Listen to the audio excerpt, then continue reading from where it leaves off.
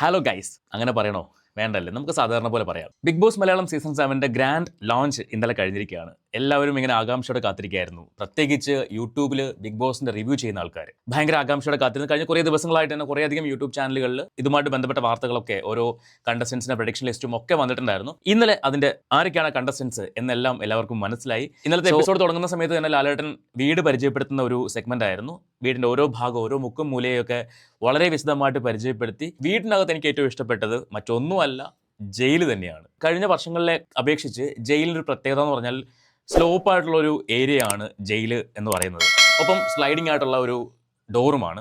Jail വഴിയും ആൾക്കാർക്ക് പണി കിട്ടാൻ സാധ്യതയുണ്ട്. പ്രത്യേകിച്ച് സീസൺ 7 എന്ന് പറയുന്നത് പണികളുടെ ഒരു കൂമ്പാരമായിരിക്കും എന്നാണ് പ്രമുഖകളിലൂടെയെല്ലാം നമുക്ക് കാണിച്ചു തരുന്നത്. അപ്പോൾ അതിൽ ഒരു പണി എന്ന് പറയുന്നത് ജയിൽ തന്നെയായിരിക്കും. പിന്നെ പണികളുടെ ഒരു പുര എന്ന് പറഞ്ഞിട്ട് പ്രത്യേക ഒരു പണിപ്പുര തന്നെ അവിടെ ഒരുക്കി വെച്ചിട്ടുണ്ട്. സോ എല്ലാം കൊണ്ട് നോക്കുമ്പോഴേക്കും പണികളുടെ മേളമായിരിക്കും ബിഗ് ബോസ് മലയാളം സീസൺ 7 എന്ന് പറയുന്നത്. കഴിഞ്ഞ പ്രാവശ്യത്തെ അപേക്ഷിച്ച് ഇപ്രാവശ്യം വാഴത്തോട്ടം ഇല്ല എന്നുള്ളത് ഒരു പ്രത്യേകതയാണ്. പകരം കുറേ പച്ചപ്പും ഹരിതാപയൊക്കെ അവിടെ ഇവിടെയൊക്കെ കാണുന്നുണ്ട്, തത്തമ്മകളെ കാണുന്നുണ്ട്. അപ്പം ഇങ്ങനെ കുറേ അധികം പ്രത്യേകതകളോടുകൂടിയാണ് ഇപ്രാവശ്യത്തെ വീട് ഒരുക്കിയിരിക്കുന്നത്. പിന്നെ ഓരോ കണ്ടസ്റ്റൻസിനെയും പരിചയപ്പെടുത്തുന്ന ഒരു സെഗ്മെന്റ് ആയിരുന്നു. അതിന് ഓരോ ടാസ്ക് കൊടുത്തിട്ടുണ്ടായിരുന്നു. ആ ടാസ്കിലൂടെയാണ് ഓരോ കണ്ടസ്റ്റൻസും വീടിനകത്തേക്ക് എൻട്രി ചെയ്യുന്നത്. ആദ്യമായിട്ട് ബിഗ് ബോസ് മലയാളം സീസൺ 7 കണ്ടസ്റ്റൻ്റായിട്ട് എൻട്രി ചെയ്തത് ഒരു കോമണർ ആയിരുന്നു. അദ്ദേഹത്തിൻ്റെ പേര് അനീഷ് തറയിൽ എന്നാണ്. തൃശ്ശൂരുകാരനാണ്. എൻ്റെ പേരുകാരനാണ്. ലോഞ്ചിങ് എപ്പിസോഡ് കണ്ടപ്പോൾ അനീഷ് നന്നായിട്ട് വെറുപ്പിച്ച് തുടങ്ങിയോന്നൊരു സംശയമുണ്ട്.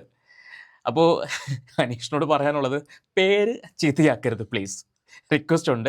കാരണം കഴിഞ്ഞ സീസണിൽ കാണുമ്പോൾ രതീഷ് എന്താണോ ചെയ്തത് ആ സ്ട്രാറ്റജി പിടിക്കാനാണോ ശ്രമിക്കുന്നത് എന്നൊരു ചിന്ത എൻ്റെ മനസ്സിലൂടെ പോയി. വെറുപ്പിച്ച് അവസാനം ബിഗ് ബോസിന്റെ മനസ്സിലേക്ക് കുട്ടിശങ്കറിന് ഇടം പിടിക്കുമോ എന്നാണ് അറിയേണ്ടത്. പക്ഷേ ഈ വെറുപ്പിക്കൽ ഒരുപാടായി കഴിഞ്ഞാൽ പ്രേക്ഷകർ വെറുത്ത് കഴിഞ്ഞാൽ അറിയാമല്ലോ എന്താ സംഭവിക്കാമെന്ന്. ഒരുപാട് വെറുപ്പിക്കൽ ഉണ്ടാവാതിരിക്കട്ടെ അനീഷിൻ്റെ ഭാഗത്തു നിന്ന് ഞാൻ ആഗ്രഹിക്കുകയാണ്.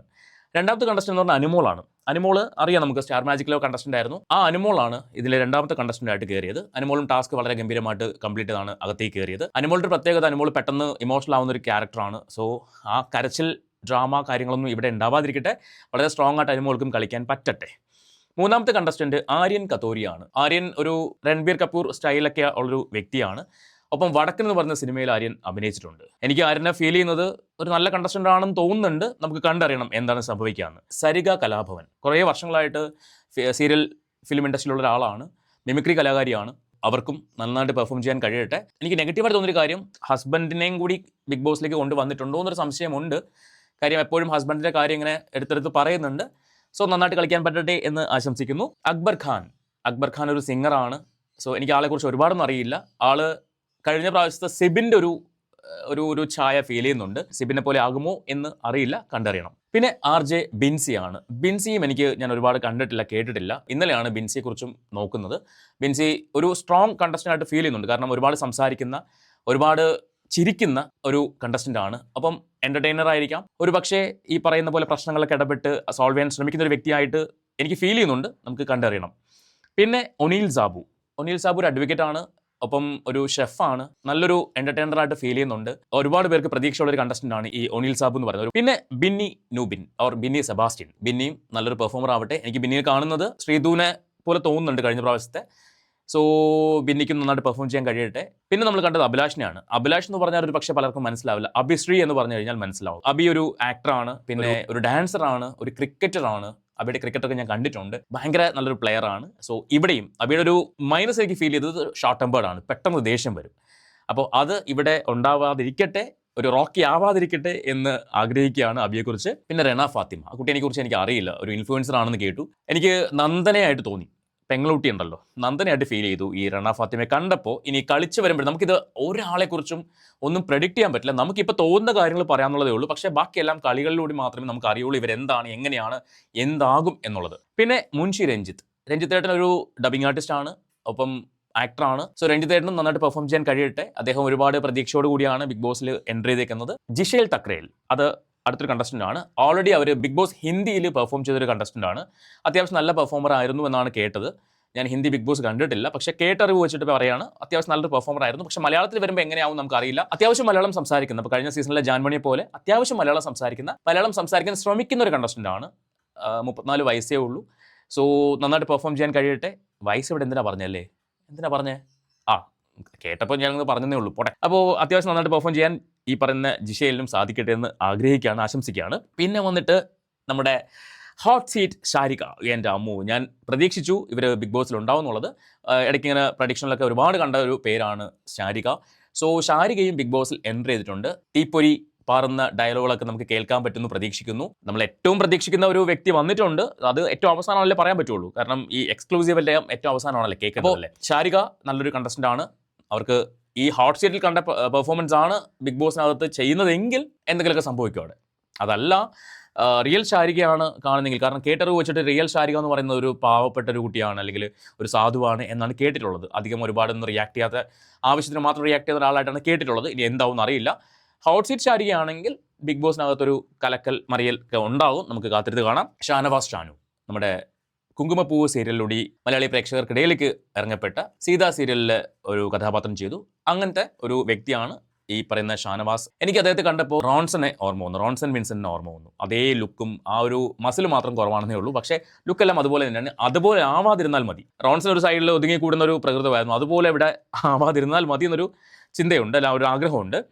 പിന്നെ നവീൻ ഞാൻ കേട്ടിട്ടില്ല കേട്ടോ. നവീൻ എനിക്ക് അറിയില്ല. കഴിഞ്ഞ സീസണിൽ നമ്മുടെ ഋഷിയെ പോലെ തോന്നി, മുടിയൊക്കെ വളർത്തിയിട്ട് ഒരു ക്യാരക്ടർ, ഡാൻസ് ഒക്കെ കളിക്കുന്ന ഒരു ക്യാരക്ടർ. ആളെക്കുറിച്ച് വ്യക്തിപരമായിട്ട് ഒന്നും അറിയില്ല. അതുകൊണ്ട് എക്സ്പെക്ടേഷൻ ഉണ്ടോ എന്ന് ചോദിച്ചു കഴിഞ്ഞാൽ ആളുടെ ഇന്നലത്തെ ഒരു പെർഫോമൻസ് വെച്ചിട്ട് അത്യാവശ്യം കളിക്കുമെന്ന് തോന്നുന്നുണ്ട്. നമുക്ക് കാത്തിരുന്ന് കാണണം. പിന്നെ Adila Noora, LGBT community represent ചെയ്തുകൊണ്ട് വന്ന 2 വ്യക്തികളാണ്. പക്ഷെ അവർ ഒറ്റ കണ്ടസ്റ്റന്റ് ആയിട്ടാണ് കയറിയിട്ടുള്ളത്. ഒരുപാട് കാര്യങ്ങൾ അവർക്ക് തെളിയിക്കാനുണ്ട് സൊസൈറ്റിക്ക് മുന്നിൽ എന്നാണ് അവർ പറഞ്ഞത്.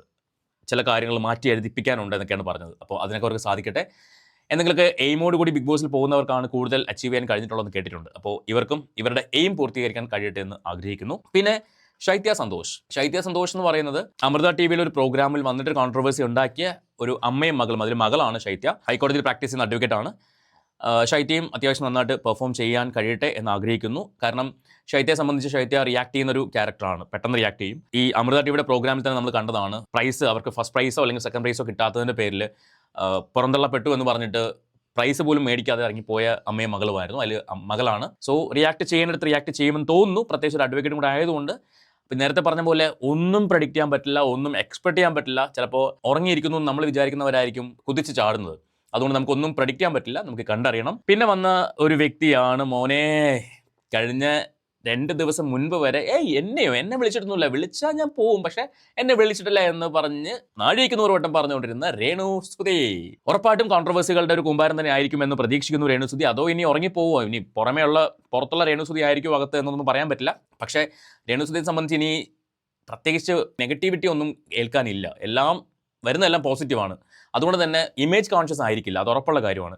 ബാക്കി ഓൾമോസ്റ്റ് എല്ലാവരും ഇമേജ് കോൺഷ്യസ് ആയിരിക്കാൻ സാധ്യതയുണ്ട്. അതിനകത്ത് അനീഷിന് മാത്രമാണ് എനിക്ക് ഇമേജ് കോൺഷ്യസ് അല്ലാതെ ബിഹേവ് ചെയ്യാൻ സാധ്യതയുള്ളതായിട്ട് തോന്നുന്നത്. പക്ഷേ ബാക്കി എല്ലാവരും ഇമേജ് കോൺഷ്യസ് ആയിരിക്കും. അതുകൊണ്ട് തന്നെ ഒരു പരിധി കഴിഞ്ഞാൽ ചെയ്യുമോ എന്നുള്ളത് സംശയിക്കേണ്ടിയിരിക്കുന്നു. പക്ഷേ രേണുസുതിയെ സംബന്ധിച്ച് ഇമേജ് കോൺഷ്യസ് ആവേണ്ട ഒരു കാര്യമില്ല. കാരണം പുറത്ത് എല്ലാവർക്കും ഒരു പരിധി വരെ നെഗറ്റിവിറ്റി സ്പ്രെഡ് ചെയ്തിട്ട് പോയ ഒരു വ്യക്തിയാണ് രേണുസുതി. പക്ഷേ എന്നെ ഞെട്ടിച്ചൊരു കാര്യം എന്ന് വെച്ചാൽ, ഇന്നലത്തെ ബിഗ് ബോസ് കണ്ടുവിടുന്ന സമയത്ത്, ഈ പറയുന്ന ലോഞ്ച് കണ്ടുവിടുന്ന സമയത്ത് ഹോട്ട്സ്റ്റാറിൽ ലൈവ് കമൻറ്റ് ചെയ്യാൻ പറ്റും. ഈ കമൻറ്റ് ബോക്സിൽ രേണുസുതി വന്ന സമയത്ത് ഫുൾ പോസിറ്റീവ് കമൻറ്റ്സ് ആയിരുന്നു. അത് എങ്ങനെ സംഭവിച്ചെന്ന് എനിക്കറിയില്ല, കാരണം പുറത്ത് നോക്കുമ്പോൾ കംപ്ലീറ്റ് നെഗറ്റീവാണ്. പിന്നെ അവസാനമായിട്ട് വന്നത് അപ്പാനി ശരത്താണ്, നമ്മുടെ അങ്കമാലി ഡയറീസിലെ ആക്ടർ. അപ്പാനി ശരത്തിലും ഒരു പ്രതീക്ഷയുണ്ട്, കാരണം ഈ പറഞ്ഞ പോലെ പെട്ടെന്ന് റിയാക്ട് ചെയ്യുന്ന, അത്യാവശ്യം കാര്യങ്ങൾ ഇടപെടുന്ന ഒരു വ്യക്തിയായിട്ട് എനിക്ക് തോന്നിയിട്ടുണ്ട്. സോ അതുകൊണ്ട് തന്നെ അപ്പാനി ശരത്തും സാധ്യതയുള്ള വ്യക്തികളിൽ ഒരാളായിട്ട് തോന്നുന്നുണ്ട്. ഇനി എന്താണെന്നറിയില്ല. സോ ഇതാണ് ഇന്നലത്തെ ലോഞ്ചിൽ വന്ന കണ്ടസ്റ്റൻസ് എന്ന് പറയുന്നത്. ഇവർക്ക് എല്ലാവർക്കും നന്നായിട്ട് പെർഫോം ചെയ്യാൻ കഴിയട്ടെ. പിന്നെ ഓരോരുത്തർക്കും പണികളെന്ന് പറഞ്ഞാൽ 8ൻ്റെ അല്ല 16ൻ്റെ പണികളാണ് വരാൻ പോകുന്നത്.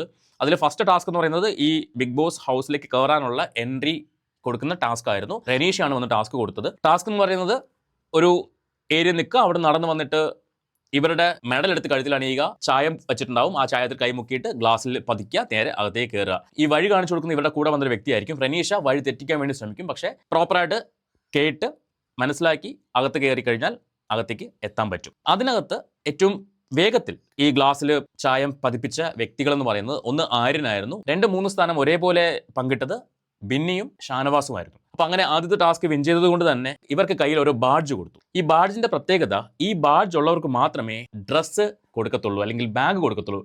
ബാക്കി എല്ലാവരുടെ ബാഗ് സ്റ്റോർ റൂമിൽ വെച്ച് പൂട്ടി, ഈ പറയുന്ന പണിപ്പുരയിൽ വെച്ച് പൂട്ടി. ഇനി ഉള്ള പരിപാടി എന്ന് പറയുന്നത്, ടാസ്ക് എന്ന് പറയുന്നത്, ഈ ബാഡ്ജ് ആർക്ക് വേണമെങ്കിലും അടിച്ചു മാറ്റാം. ഇവരുടെ കയ്യിൽ നിന്ന് അടിച്ചു മാറ്റുന്ന ആൾക്കായിരിക്കും ഇനി അവിടുന്ന് ബാഗ് എടുക്കാനുള്ള റൈറ്റ് ഉള്ളത്. അവരുടെ ബാഗ് ഇനിയേ കിട്ടത്തുള്ളൂ. അപ്പോൾ ഇങ്ങനെ പണികൾ ബിഗ് ബോസ് തുടങ്ങിക്കഴിഞ്ഞു. മുന്നോട്ടുള്ള പണികൾ ഗംഭീരമാവട്ടെ. അതുപോലെ ഇപ്രാവശ്യം പറയാനുള്ളൊരു കാര്യം, ലാലേട്ടൻ വന്നു കഴിഞ്ഞാൽ വരുന്ന എപ്പിസോഡ് പൊളിച്ചെടുക്കണം. അല്ലാണ്ട് കഴിഞ്ഞ പ്രാവശ്യത്തെ പോലെ ഫേവറിസം കാണിക്കരുത് എന്നൊരു റിക്വസ്റ്റും കൂടെ പറഞ്ഞുകൊണ്ട് നമുക്ക് ഇന്നത്തെ ഈ ഒരു വീഡിയോ അവസാനിപ്പിക്കുകയാണ്. നിങ്ങൾ എല്ലാവരും കൂടെ ഉണ്ടാവണം. പുതിയൊരു വീഡിയോയുമായിട്ട് വീണ്ടും കാണാം.